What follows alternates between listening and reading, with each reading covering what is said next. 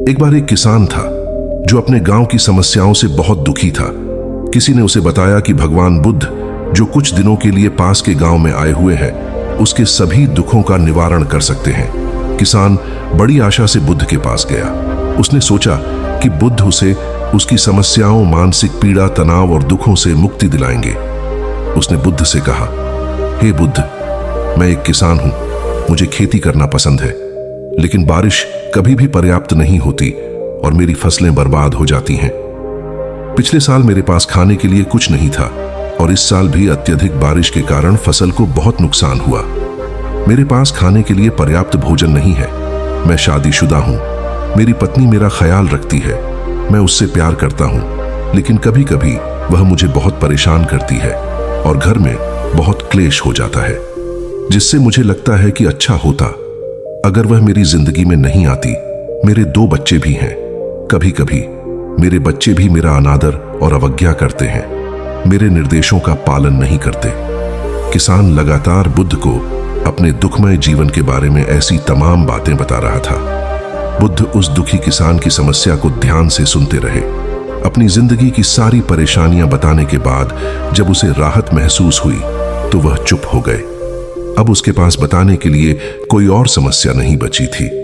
अब वह चुपचाप बैठकर बुद्ध की ओर देख रहा था और अपनी समस्या का समाधान पाने के लिए बुद्ध के उत्तर की प्रतीक्षा कर रहा था। लेकिन बुद्ध चुप थे। किसान ने फिर कहा, हे बुद्ध, मैं आपकी शरण में आया हूं, कृपया मेरे जीवन की इन समस्याओं का समाधान करें। बुद्ध ने कहा, मैं तुम्हारी कोई मदद नहीं कर सकता। किसान आश्चर्यचकित होकर बोला, अरे, ये आप क्या कह रहे हैं? सब कहते हैं कि आप सबके दुख दूर कर देते हैं, तो क्या तुम मेरी समस्याएं हल नहीं करोगे? इसलिए कि मैं एक गरीब किसान हूं, बुद्ध ने कहा।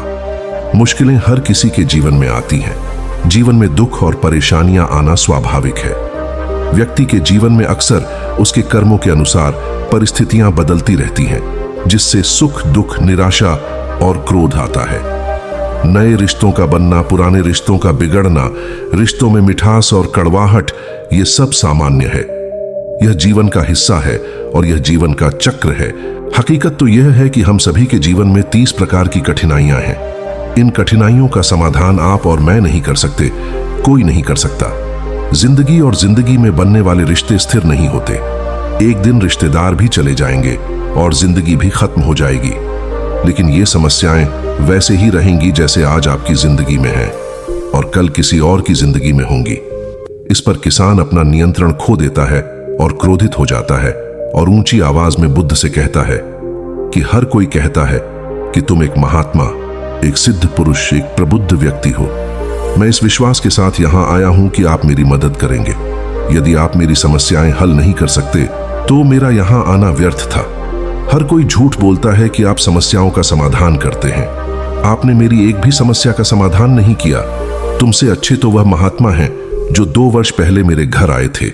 उन्होंने मेरे लिए यज्ञ कराया, दान दक्षिणा दिलवाई और मेरे मन को असीम शांति मिली। कुछ सुख भी बढ़े और कुछ दुख भी कम हुए, लेकिन तुमने मेरी कोई भी समस्या हल नहीं की।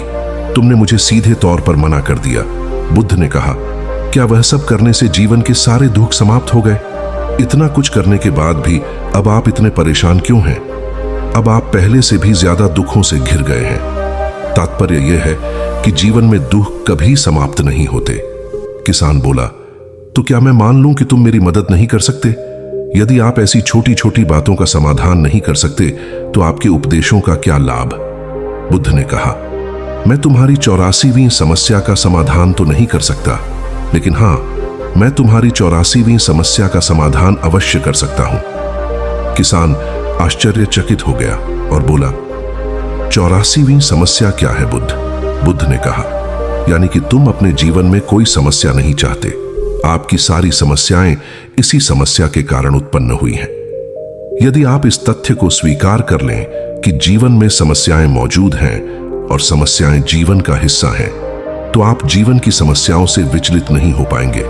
आप जीवन में आने वाली समस्याओं से विचलित हो जाते हैं क्योंकि आपको लगता है कि आप दुनिया के सबसे दुखी व्यक्ति हैं, जबकि सच्चाई यह है कि हर किसी को अपना दुख सबसे ज्यादा महसूस होता है।